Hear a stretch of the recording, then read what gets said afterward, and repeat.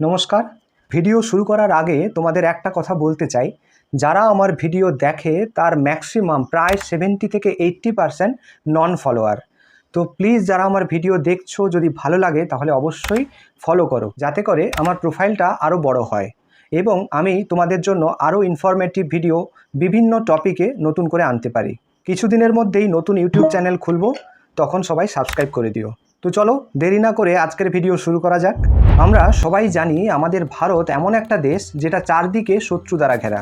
কেবলমাত্র আমাদের দেশের ক্ষমতা, শক্তি এবং ডিপ্লোমেসি দিয়ে তাদেরকে সাপ্রেস করা আছে। পাকিস্তান আর চীনের কথা তো বাদই দিলাম, বর্তমান আফগানিস্তান কিন্তু তালিবান শাসিত। ইতিহাস বলছে মোল্লা ওমরের সময় থেকে শুরু করে আফগানিস্তান যে কোনো সময় ভারতকে ব্ল্যাকমেল করতে প্রস্তুত। পাকিস্তানের সঙ্গে ক্রমশ সম্পর্কের অবনতি এবং পশ্চিমী দুনিয়া থেকে স্যাংশনসের কারণে ভারতের সঙ্গে লোক দেখানো বন্ধুত্বে আফগান। আর বর্তমান স্পাইয়ের ডিজনিল্যান্ড হলো নেপাল। পলিটিক্যালি কমপ্লিটলি আনস্টেবল, কোনো ভরসা নেই। ভুটান তো তোমরা জানোই, ডোকালামি ইস্যুতে কিন্তু ভারতের পাশে দাঁড়ায়নি। মায়ানমারের বর্তমান সরকার কিন্তু চীনের মদতে। পূর্বের সরকারকে চীন ডিপ্লোম্যাসি দিয়ে ভেঙে নতুন পুতুল সরকার বসিয়েছে। এই পরিস্থিতিতে নতুন বিপদ বাংলাদেশ। তাহলে বাংলাদেশের অস্থির পরিস্থিতির পেছনে কি আসলে চীনের মদত? নজরে কি বাংলাদেশের পুতুল সরকার নাকি চিকেন নেক? এটা নিয়ে একটা আলাদা ভিডিও তৈরি করব।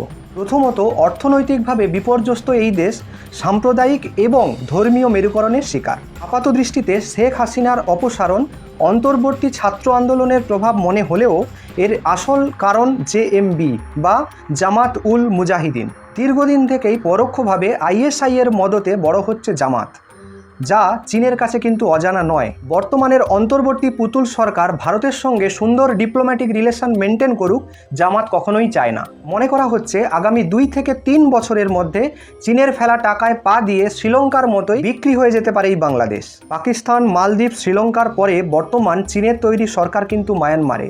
তাহলে কি নেক্সট টার্গেট বাংলাদেশ? দ্বিতীয়ত, বাংলাদেশ থেকে শুরু হয়েছে অনুপ্রবেশ। ইতিমধ্যেই লাগাতার প্রাণ হাতে সীমান্তবর্তী এলাকা দিয়ে এদেশে আসার ভিড় ক্রমশ বাড়ছে। জলপাইগুড়ির সীমান্তে বিএসএফের হাতে আটক প্রায় 1200 বাংলাদেশি। তাদের বেশিরভাগই আসার প্রবণতা জলপাইগুড়ি, কোচবিহার, দিনাজপুর এবং মালদা বর্ডার।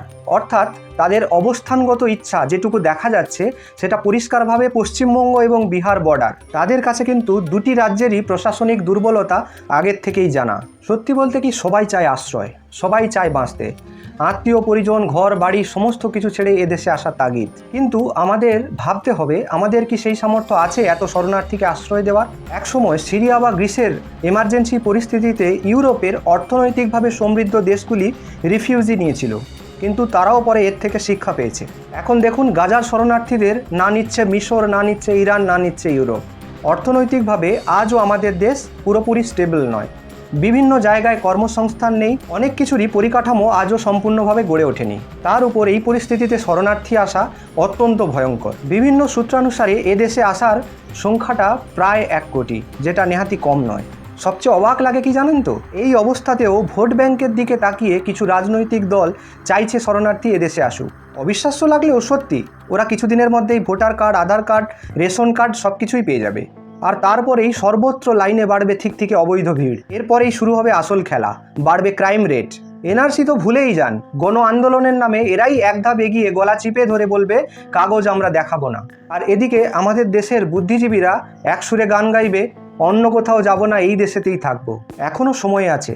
এদেশের সরকার এবং সীমান্তবর্তী রাজ্যগুলোর সরকারের নতুন করে ভাবা উচিত। দেখুন, এই কথাটা বলার আগে আমি নিঃশর্ত ক্ষমা চেয়ে নিচ্ছি, কিন্তু এই ট্রেসপাসিং বিষয়টাতে বিএসএফের রেকর্ড কিন্তু ভালো নয়।